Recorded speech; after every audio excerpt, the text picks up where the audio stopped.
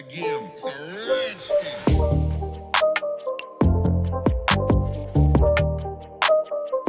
Hello friends, నేను మీ Rajesh and welcome to my channel Rajesh, మీ తెలుగు యాత్రికుడు. ఇవాళ వచ్చేసి మనం కర్ణాటక స్టేట్లోని తుమ్కూరు జిల్లాలో ఉన్న పావుగడలోని పావుగడ కోటనైతే మనం చూడటానికి వచ్చాము.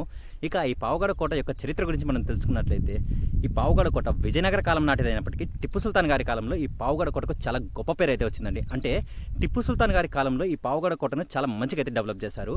ఇక ఈ కోటలో మనం టిప్పు సుల్తాన్ గారు తన సంపదను దాచిపెట్టుకోవడానికి ఉపయోగించిన నేలమాలిగలను, ఇంకొచ్చేసి అతి పురాతనమైన ఆంజనేయ స్వామి దేవాలయాన్ని, ఇంకా ఆయుధాలను భద్రపరుచుకునే గోడౌన్స్ని అయితే మనం చూడబోతున్నాము. వీడియో అయితే మాత్రం చాలా ఎక్సలెంట్గా ఉండబోతుందండి. వీడియో మాత్రం ఎక్కడ స్కిప్ చేయకుండా చూడండి. ఇక ఆలస్యం చేయకుండా వీడియోలోకి అయితే వెళ్దాం, పదండి.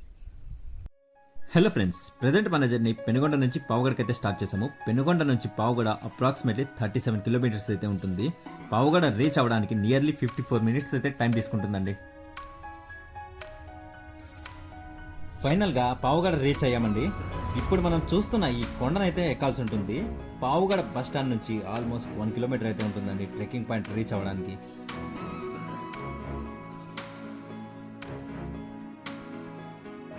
ఇక్కడ నుంచి మన ట్రెక్కింగ్ స్టార్ట్ అవుతుందండి. ఈ పావుగడ కోట ఊరి మధ్యలో అయితే ఉందండి. ఎంట్రన్స్ లోనే మనకు అతి పురాతనమైన దేవాలయం అయితే కనిపిస్తుంది. లోపలికి వెళ్ళి ఎలా ఉందో చూద్దాం, పదండి.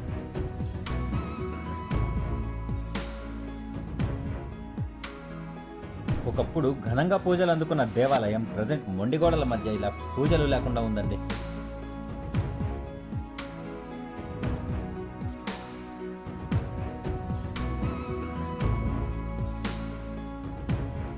ఇక మన ప్రయాణం కోట దగ్గరికి అయితే కొనసాగిద్దాం, పదండి. ముందర నాకు టర్నింగ్ పాయింట్ అయితే కనిపిస్తుంది. నాకు తెలిసినంత వరకు టర్న్ తీసుకున్న వెంటనే ముఖద్వారం అయితే ఉంటుందని అనుకుంటున్నాను. ఎందుకంటే ప్రతి కోటలో మాక్సిమం ఈ రకంగానే ఉంటుందండి. టర్న్ తీసుకున్న శత్రువుల మీద సడన్ గా అటాక్ చేయడానికి ఈ రకంగా అయితే నిర్మించుంటారు. అలాగే ఫోర్స్ అప్లై చేసి ద్వారం యొక్క తలుపులు పగలకొట్టడానికి వీలు లేకుండా అయితే ఈ రకంగా నిర్మిస్తారండి.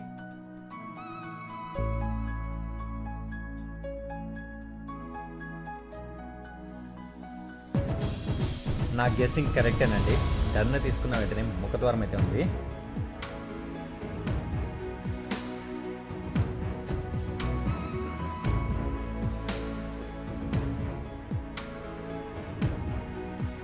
ముఖద్వారం ఎంట్రెన్స్ లోనే మనకు సూర్యచంద్రుల ఆకారాలు అయితే ఉంటాయి. ఇక ప్రతి ఎంట్రెన్స్ పక్కల ఇలా చిన్న చిన్న ద్వారాలు అయితే ఉంటాయండి. ఇక్కడ సైనికులు నిలబడి కాపలా కాసే విధంగా అయితే నిర్మించారు.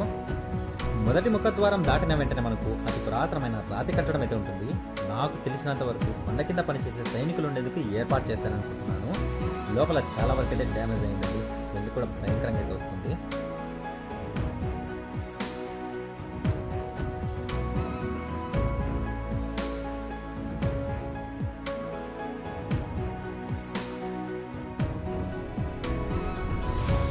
ఇక్కడ చూసిన పెద్ద పెద్ద కొండలు అయితే ఉన్నాయండి. ఈ చుట్టుపక్కలనే మనకు 3 కోటలు అయితే ఉన్నాయండి. ఒకటి మధుగిరి, ఇంకొకటి పెనుగొండ కోట, మరొకటి మడకశిర కోట. వీటిలో నేను మధుగిరి అండ్ మడకశిర కోటను అయితే కవర్ చేశాను. మధుగిరి కోట మాత్రం నాకు చాలా బాగా నచ్చిందండి. ఇక్కడ మనకు ఇంకొక ముఖద్వారం అయితే ఉందండి. 2 వాచ్ టవర్ల మధ్యన అయితే ఉంది. చూడటానికి చాలా అంటే చాలా బాగుందండి.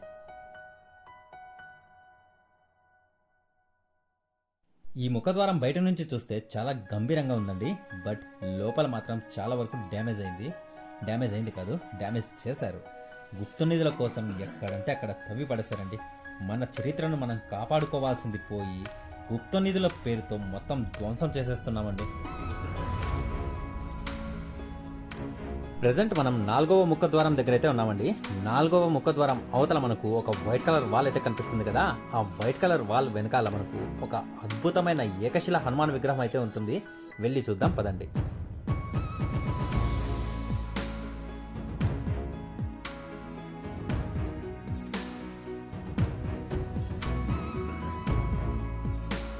ఇప్పుడు మనం చూస్తూ ఉన్న ఈ ఏకశిల హనుమాన్ విగ్రహాన్ని ప్రతిష్ఠించి దగ్గరగా 500 నుంచి 600 సంవత్సరాలు అయితే అయ్యిండొచ్చండి. మొదట ఈ విగ్రహం ఒకటే ఇక్కడ ఉండేది. వైట్ కలర్ వాల్ అయితే లేదు. టిప్పు సుల్తాన్ గారి తండ్రి అయిన హైదర్ అలీ గారు ఈ కాంపౌండ్ వాల్ని అయితే నిర్మించారు. ఇక్కడున్న హనుమంతుడిని దర్శనం చేసుకున్న తర్వాత నాకు కొండంత శక్తి అయితే వచ్చింది. ఇక ధైర్యంగా ఈ పావుగడ కోటనైతే నేను ఎక్స్ప్లోర్ చేసేస్తానండి. ఇంత దూరం కష్టపడి పైకి వచ్చిన వారందరూ స్వామివారి దగ్గర నిలబడి వాళ్ళ కోరికలు అయితే కోరుకుంటారంటండి. అలా కోరికలు కోరుకొని స్వామివారి మీద ఒక 1 రూపీ కాయిన్ కానీ 2 రూపీ కాయిన్ కానీ అయితే ఉంచుతారట. ఒకవేళ వాళ్ళ కోరిక నెరవేరేటట్లుంటే ఆ 1 రూపీ కాయిన్ అలాగనే స్వామివారి మీద ఉండిపోతుందట. ఒకవేళ నెరవేరకపోతే వాళ్ళ కోరిక ఆ 1 రూపీ కాయిన్ అనేది స్వామివారి మీద నుంచి అయితే కింద పడిపోతుందట. ఎప్పుడైనా మీరు ఇక్కడికి వచ్చినప్పుడు కంపల్సరీగా ట్రై చేయండి. జై శ్రీరామ్.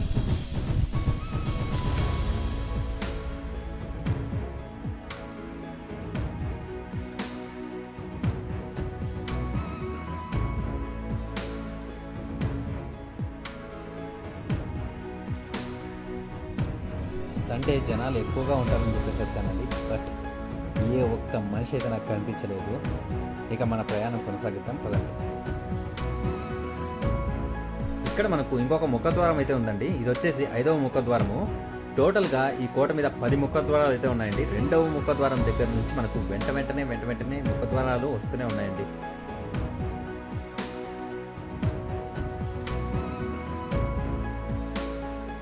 పావుగడ టౌన్ మొత్తం చూడండి ఎంత క్లియర్గా కనిపిస్తుందో. ఇప్పుడు మనం చూస్తున్నది ధాన్యాగారం అండి. అంటే పూర్వం వీటిని ధాన్యం భద్రపరచుకోవడానికి ఉపయోగించేవారండి.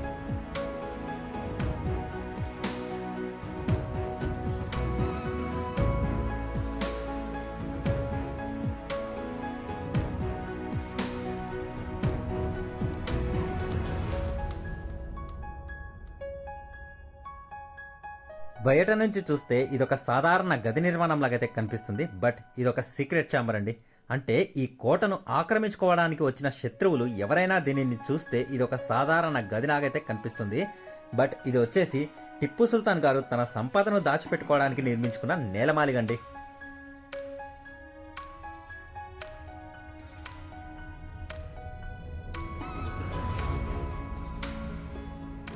లోపలికి వెళ్ళాలంటే కాస్త భయంగా ఉందండి, ఏమన్నా జంతువులు ఉంటాయేమోనని. బట్ లోపలికి వెళ్ళి ఎలా ఉందో చూడాలన్న క్యూరియాసిటీ ముందర మనకు ఈ భయం ఎంత.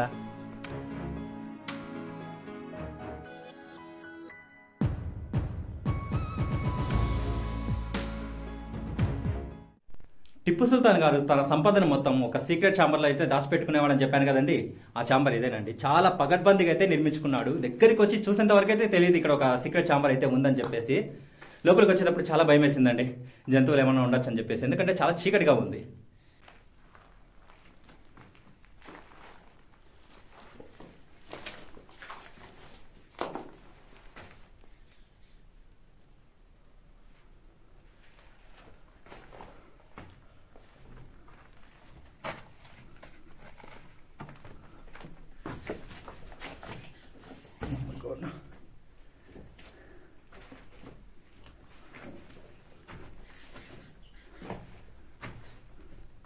గబ్బిలాలు చూడండి ఎలా తిరుగుతూ ఉన్నాయో. ఈ ప్రదేశంలోనేనట టిప్పు సుల్తాన్ సీక్రెట్గా తన సంపదను దాచిపెట్టుకోవడానికి ఉపయోగించే గది ఇది. కోట యొక్క పూర్తి పైభాగానికైతే వచ్చేసాము. ఇక్కడ నుంచి అతి పురాతనమైన రాతి కట్టడాలు చాలా క్లియర్గా అయితే కనిపిస్తున్నాయండి. ఇక్కడ నుంచి చూస్తుంటే చాలా ఎక్సలెంట్గా ఉంది. ఇక కిందకు వెళ్ళి అక్కడ ఏమేమి ఉన్నాయో చూద్దాం పదండి. కిందకు రాగానే మనకు ఒక నీటి కుంట అయితే కనిపిస్తుంది. ఇందులోని నీటినే ఇక్కడ పనిచేసే సైనికులు ఉపయోగించుకునేవారండి.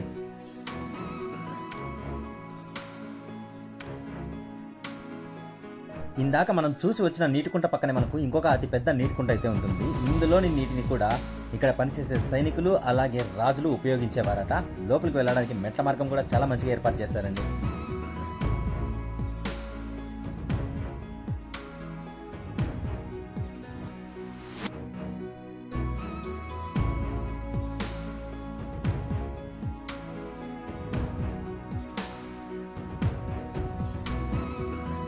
ప్రస్తుతం మనం చూస్తున్న ఈ రాతి కట్టడంలో వచ్చేసి పేలుడు పదార్థాలు ఉంచేవారట. అంత క్లియర్గా ఎలా చెప్తున్నానంటే ఆర్కియాలజికల్ డిపార్ట్మెంట్ వాళ్ళకు పేలుడు పదార్థాలకు సంబంధించిన కొన్ని వస్తువులు అయితే ఇక్కడ కనిపించాయని చెబుతున్నారు. లోపలికి వెళ్ళి ఎలా ఉందో చూద్దాం పదండి. లోపల భయంకరమైన స్మెల్ అయితే వస్తుంది. గుప్త నిధుల కోసం అడ్డదిడ్డంగా తవ్వి పాడేశారండి.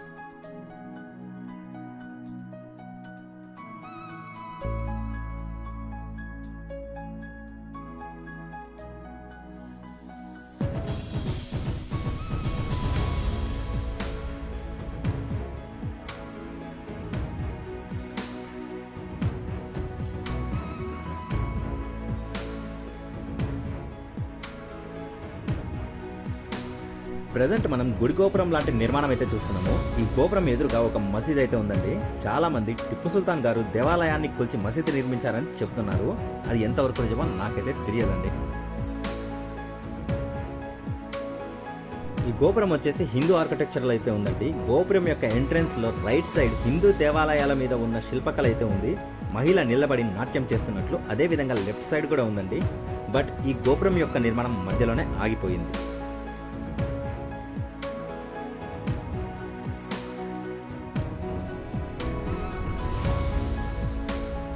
ఇక గోపురం ఎదురుగా ఉన్న మసీద్ దగ్గరికి అయితే వెళ్ళి చూద్దాం పదండి.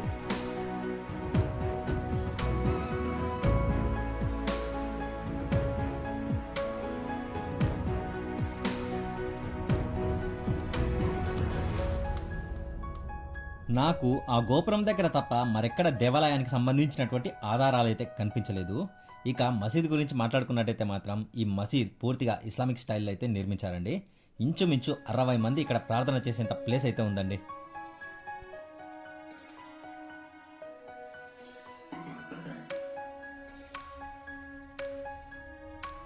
ఇక మసీద్ దగ్గర నుంచి కాస్త ముందుకు రాగానే అతి పురాతనమైన రాతి నిర్మాణం అయితే ఉంది.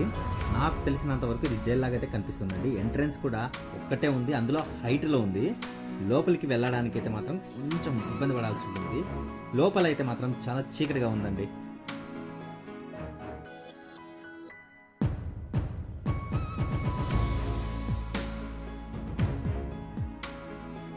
ప్రజెంట్ మనం చూస్తున్న ఈ రాతి నిర్మాణం వచ్చేసి ఇక్కడ పనిచేసే సైనికులు ఉండడానికి నిర్మించిన రూమ్స్ అండి.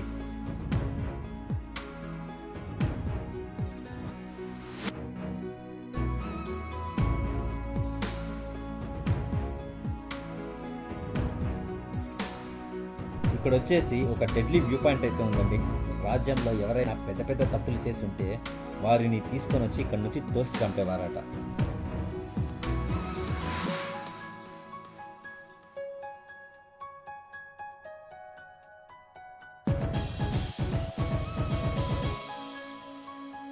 ఐ హోప్ నా ఈ వీడియో మీకు నచ్చిందనే నేను అనుకుంటున్నాను. నచ్చినట్లయితే don't forget to like, share, subscribe. సరికొత్త వీడియోతో మళ్ళీ కలుద్దాం. మళ్ళీ దెన్ బై బై.